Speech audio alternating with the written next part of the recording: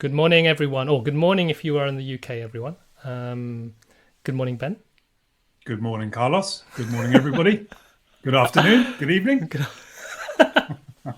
It's been a while. It's been a long time since we talked about pricing. And we are here to partly, I think, report on how we've been doing over the past month Sorry, and a Carlos. half. I'm also getting lots of echoes again. I don't know if Ooh, that's just me. interesting. Is that echo? So if you're listening to this and you're in the chat, you could really help us by saying, "Can you hear lots of echo?" And this is interesting because I was on another call before with people, and they were saying that they were hearing echo on Crowdcast. So I'm wondering if this is a Crowdcast thing. Dizzy says no echo. Beth says no echo. So I think it's all your fault, Ben. It is. Most things are. So shall I leave and come back? Oh, why don't you leave and come back, I promise to come back. please, or else I'm going to be waffling because I have no idea what I'm talking about. Oh, now there is an echo. Okay, I'm going to go away and come back. Ooh, okay, cool. Yes, thank you. But I think Ben's maybe his speakers are picking up on his mic. Thank you everyone for joining me this morning. We are talking about this idea of pricing and how it's connected to our money stories. And one of the things that we learned when we ran the pricing course in December was, while the content was great and it helped people really kind of have some kind of framework to think about how they're pricing and some tools to present how they price, so it makes it easier, as Ben says, making yourself easier to buy and understand the value that you're creating, and to avoid the confusion that sometimes go through customers' head as to, is this a good idea or not. One of the bits of feedback that we got when we were talking to lovely people who joined the course was that we didn't necessarily spend as much time as we could on the money stories. Ben, are you back? I'm back in the room. And there's no echo. No echo. Don't mess with my head. Don't mess with my head. No, all fine at the moment.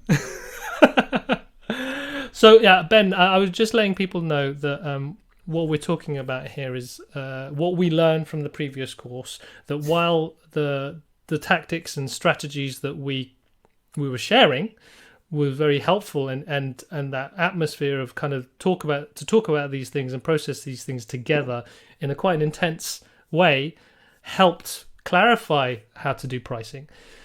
Below that was this idea of money stories, and we didn't necessarily go as deep as we could do with that, and there are very many reasons why. But what we thought, to kick off the happy pricing conversations again, and since we hadn't seen a lot of you or heard from you for a while, and you haven't heard from us, we might as well tackle that head on, because I think that's one of the most fundamental parts of all of this.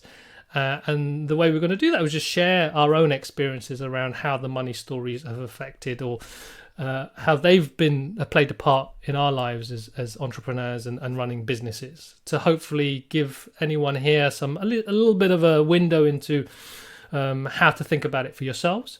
But also, we would love to hear from you if you have any experiences that you had, or questions even, and love to invite you even onto the call here, and just to just share that story or share that question, so myself and Ben can give you our thoughts, and hopefully that will help anyone else who's listening to this. So I don't know, Ben, do you want to give maybe some foundations of your experience, or the way you look at how money stories affect how we price? Yeah. And so just kind of reflecting as you were saying that, I would imagine, actually, because for anybody, kind of the idea of kind of coming on to talk about this probably is not hugely appealing. As I was reflecting on myself, actually talking about a lot of these things is actually quite uncomfortable.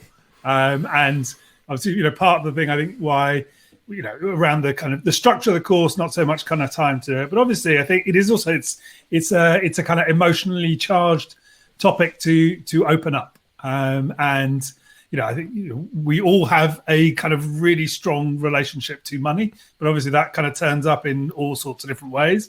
That can be a kind of positive. I guess it reflects, we have a strong relationship to lots and lots of things, and it kind of turns up in very different ways for us. So I know from my own experience when I was running Free State, actually I had quite a sort of unhealthy relationship to money. In the sense that, I guess like lots of people you attach a lot of kind of sort of power and kind of safety in some respects to money. And so that kind of turned up in how I was running the business, in kind of went through this whole sort of journey of always trying to kind of build a really kind of strong foundation. And what that for me meant this kind of big financial buffer. So, not even just having a certain number of months of kind of operating money in the bank, but really kind of building up a kind of big sort of store of kind of money in the bank, essentially. And the kind of bigger the store of the money in the bank, the kind of more kind of secure I felt. And of course, that's a kind of, obviously there's some sort of good practice things there, and, just being able to kind of ride out the kind of peaks and troughs that happen a little bit as you're running a company. But really it was a defense. It was from a kind of position of fear. And so I was really trying to kind of build up these reserves, build up this sort of store to kind of lend this idea of confidence. And so that is, like I said, there's some elements of kind of good practice in there, but it's also hugely kind of limiting and inhibiting in terms of how you kind of run a business, how I was running a business. Because if that's the kind of frame, if that's the lens that you're looking through, kind of spending money ever feels like a challenging thing to do. Spending money on investing in team, investing in the kind of in things that the team needs, whatever it might be, spending money becomes difficult because it kind of is sort of challenging this kind of feeling of security that I've kind of created, this illusion of security I've created by having a lot of money in the company bank account.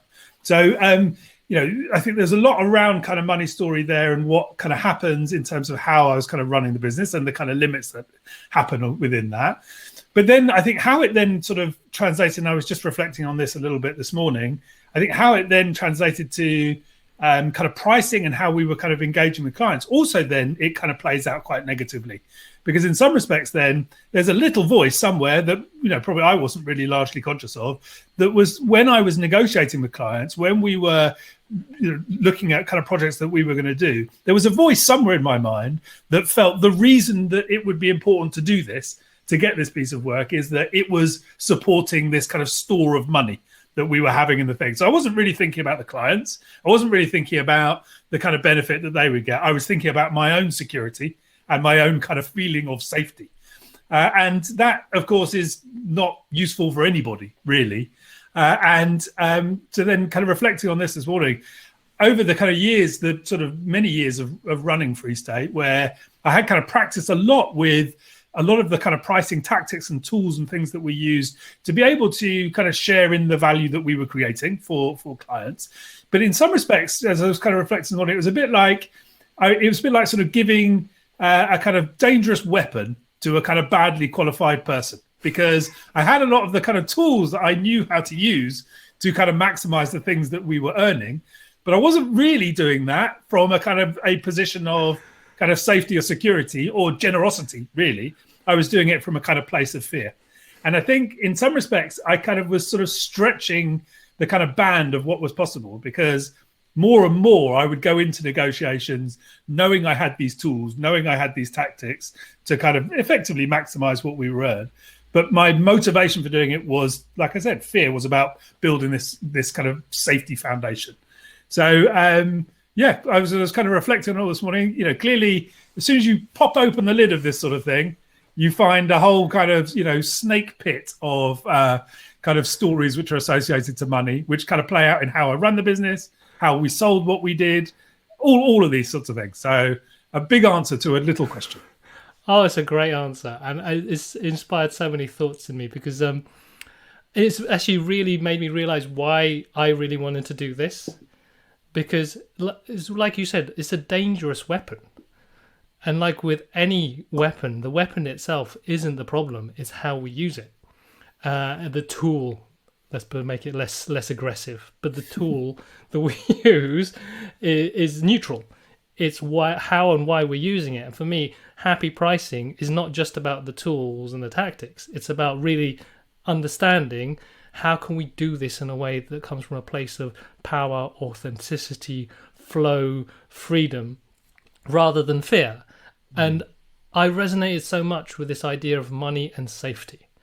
And on one hand, there's the prudence around it. And I can remember one of the agencies that we used to look up to, Clearleft in Brighton. I remember hearing a podcast where they would say we would always have at least 6 months worth of salaries in the bank in order to make sure that we could have space for creativity. And that made complete sense to me. And that's like, logically, tick, I'm doing the right thing by thinking of money as safety. But what I hadn't really addressed, what I hadn't looked to, is this association of money and safety was that when I had less money, when there was less money in the bank, suddenly that energy came out in the way we were selling. And like you said, you articulated exactly how I felt. It's like there was a hidden desperation to the way we were selling and pricing. We weren't, I believe, or personally at least, and Lawrence maybe can share his thoughts on this, it wasn't coming from a place of abundance. It was coming from a place of, okay, how much can we charge? What's the most we can charge? And if we can't, how quickly can we go down to get the client in because we need the money? And so it was very much about the pricing strategy wasn't about where is the value and the alignment between us and the customer. It was like, how quickly can we get money in the bank? Because if we don't have this amount of money in the bank, then we're not going to feel safe. And then that relates, again, in terms of if money is the amount of safety, or the amount of money is related to safety, is like you said, spending money on things doesn't feel safe anymore. It's like actually compromising my safety. When in fact, if we invest money and time in marketing, money and time in our own personal growth and development, allowing it to flow so that rather than it's something that goes out of the bank, it's value that we are looking to get back. We're not spending money just to throw it out. We're spending money to get something back. So if I've got that mindset, if I spend money, actually I'm losing, then I'm infecting how my relationship is with my client, because then I'm projecting my ideas of money onto what they're doing. So rather than me being powerful about how I'm selling, I'm kind of thinking like, I'm projecting this mindset of like, what am I losing by giving you X amount of money? So yeah, anything to build on there?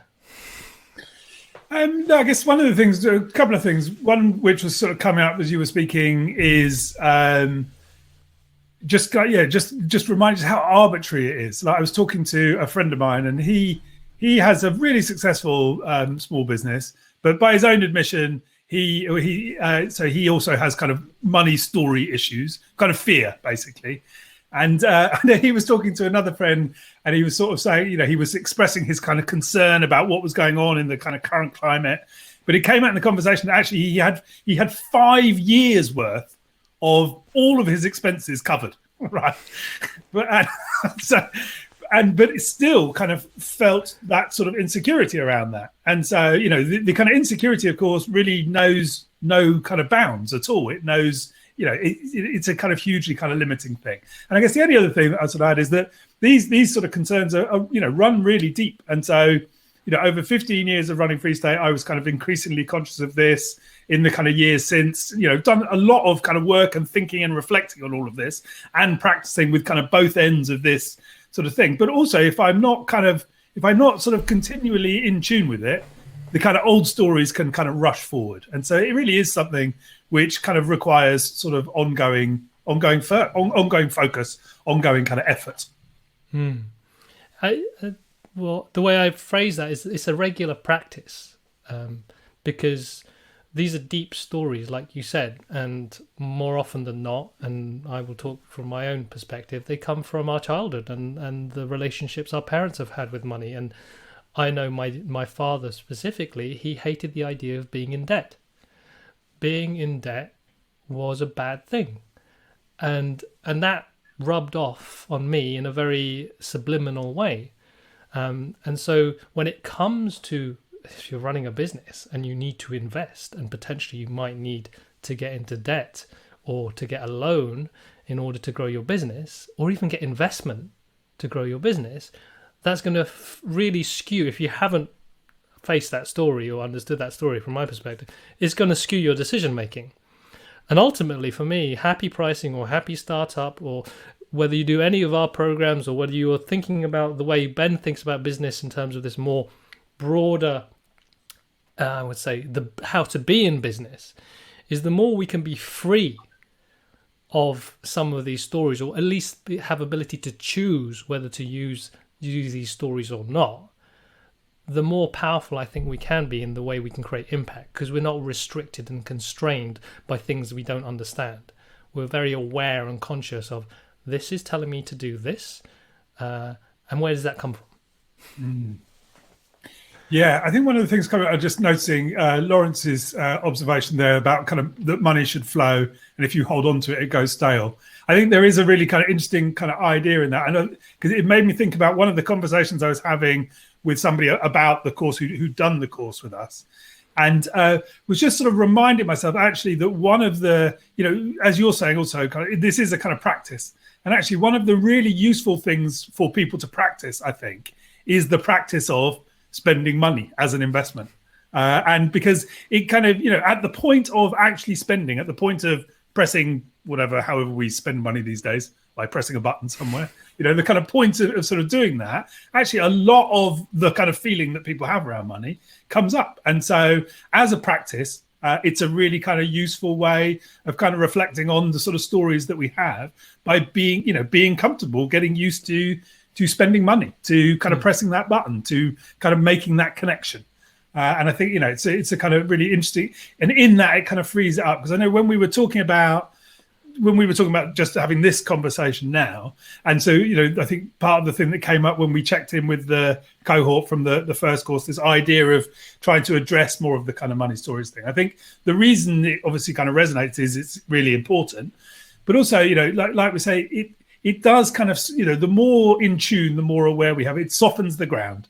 And if it sort of softens the ground, it kind of frees us up to be able to have kind of more generous and open conversations with our clients. And if we have kind of generous and open relationship with our clients, then there is a kind of more space for money to flow there. And so kind of practicing that by getting used to spending money in a certain way, particularly if it kind of has a kind of pinch of kind of doubt for you. These kind of things are really constructive ways of kind of opening those gates, opening that relationship a little bit.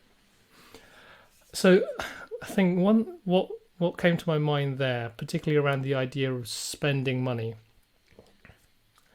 is this idea, this real concept around value and intention. Because if I have a real strong intention and a clarity about what I want from this relationship or this course or this thing that I'm doing, and I go into that with a clear agreement with myself, I'm spending money on this because I really want to get this out. And this could be just a tiny bit of what you're going to do.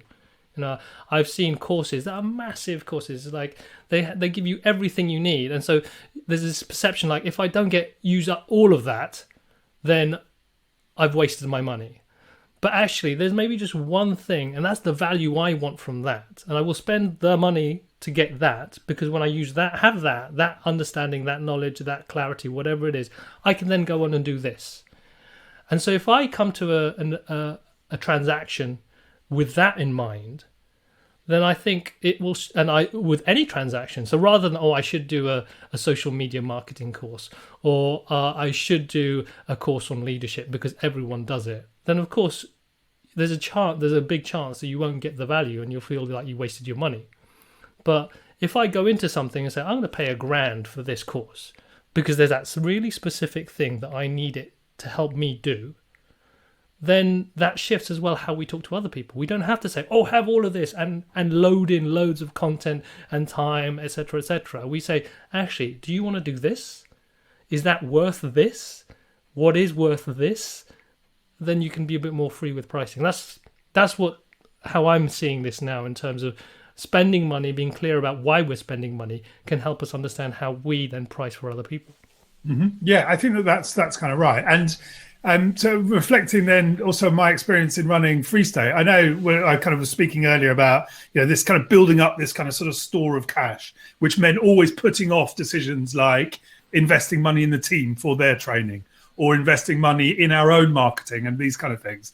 And actually I came to then use those things as kind of my opportunity to kind of learn about my own money stories. So by doing the uncomfortable thing and agreeing to make what would have been a kind of big investment in our own marketing, or agreeing to make a kind of big investment in kind of giving funds to the team so that they could invest in their training, things which I always kind of put off because it wasn't ever quite the right time, became a kind of an opportunity to practice. It became an opportunity for me to be able to kind of feel the benefit of investing. And then going back to what kind of Lawrence would say, which actually is just getting used to experiencing the flow of it, because actually as you sort of do that and you kind of ease into that a little bit, you do feel the kind of truth in that. But you kind of like all these things, you need to practice, you need to kind of pop the lid off a little bit and start interacting, start the flow going. Yeah. And so one of the things I just wanted to maybe touch on that, because I think one of the objections, maybe the challenges we have that is underpinned by stories, is the risk. It's like, what's the return on investment? If I do spend this, how sure am I that am I going to get this back? And so when I'm thinking of my own money story about money as safety, it's like, if I spend this money and I don't get that return, that I'm relating this risk to my own safety.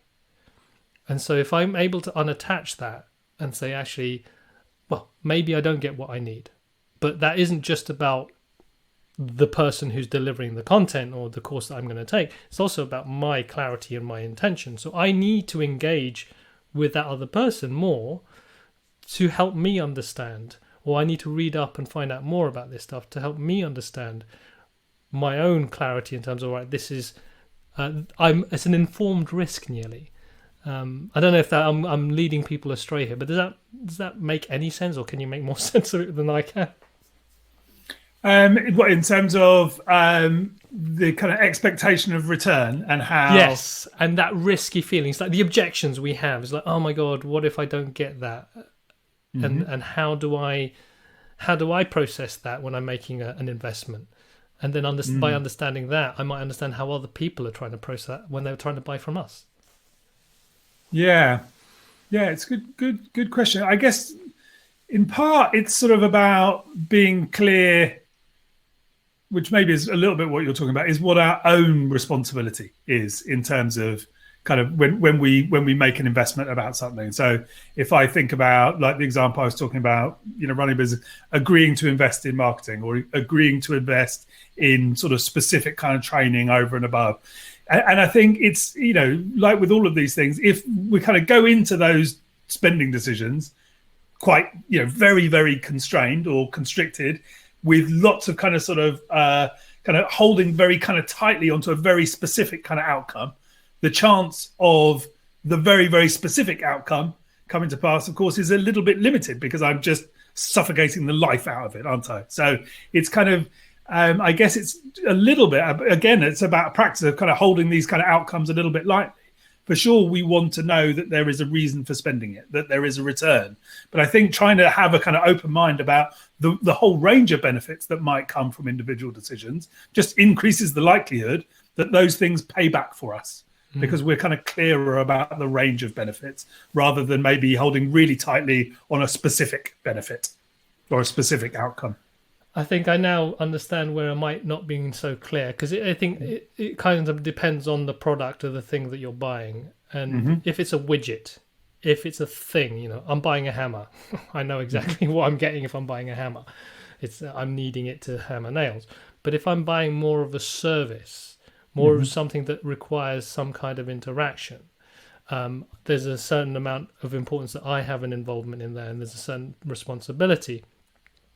And I think the way I'm getting to now is this idea, as someone who is buying something, you probably want to feel some compassion from the seller. So they're not pushing something onto you. They're trying to understand your context and your reservations, which are usually rooted in some kind of money story, as well as the tangible risk and reward aspect of things.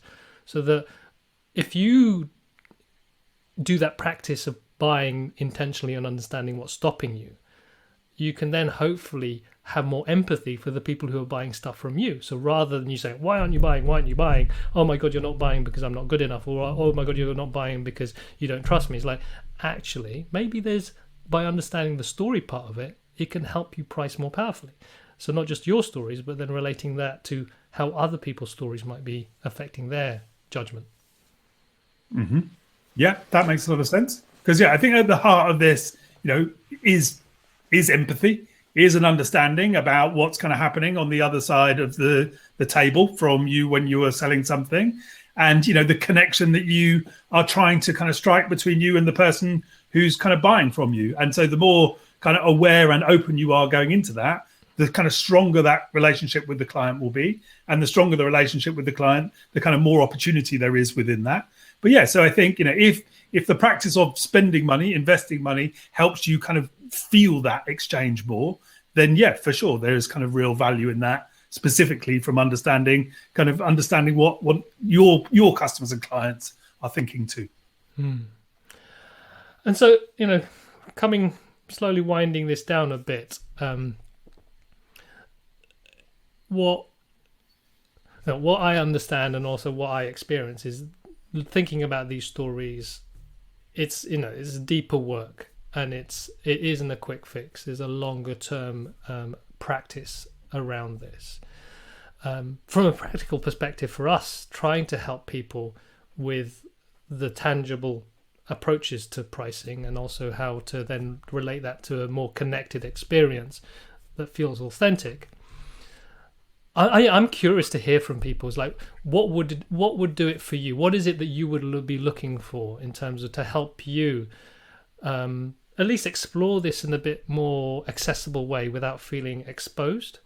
Because in a sense, what we'd love to do is to enhance what we teach and how we share it, so that people really do come out with some kind of transformational approach to pricing, rather than a tick list of things to do, but never really embodying it or feeling it. So I'll be interested to hear any thoughts or questions around that if you have in the chat. And even if it doesn't come up right now and you do have a question later, you can jump back into Crowdcast and you can type a question, and myself and Ben will try and check in now and again to see if there are any questions that come up afterwards. Or find us, either of us, on LinkedIn and post us a message there. But we're as curious about this from the perspective of how can we make this journey more impactful, and at the same time accepting that you can't just do it in a very finite amount of time. So looking for the leverage points there. Ben, any other thoughts? And I'm just going to have a look at what Beth is saying here. So investing in doing the happy pricing unlocked something and literally paid for itself within a week. Oh, Beth. You're lovely. The real value goes way beyond that and is going to unfold slowly in a deeper level. Thank you very much. Awesome, Beth. I really appreciate what you said there. Dizzy is asking, did you record this, please? I missed the first 10 minutes. It is recorded. As soon as this stops, you can jump back onto the same link and you'll be able to watch the first 10 minutes and everything else again. Right, so Lauren here has, how do you deal with imposter syndrome when it comes to pricing?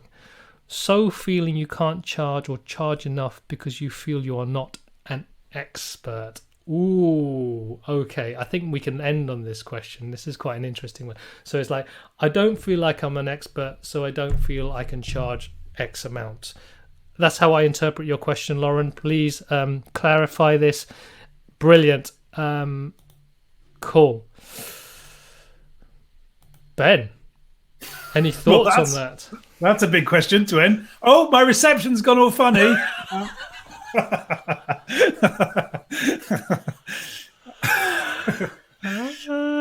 No, that's a very good. I guess a question for you, Lauren, would be: so, forgetting how you feel, are you an expert? Are you an expert? How long have you been practicing the thing that you practice? Oh, she says not really. I have something for Lauren, if that's okay.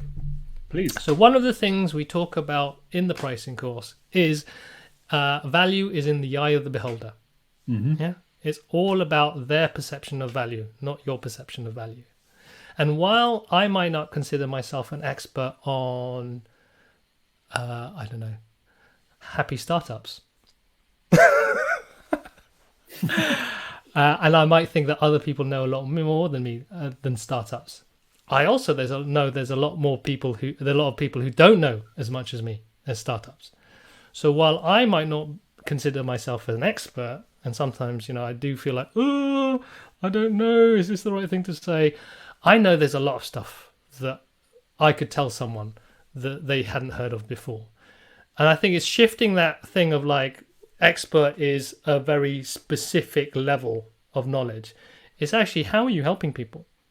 That person that you want to help wants something that you know. And what they achieve by learning what you know will shift something massive or small. And there's a value attached to that. And then you price according to that, not according to your expertise. You price according to how impactful your help and knowledge can be. And so that's how I would, a very simple but not a very easy way of looking at this.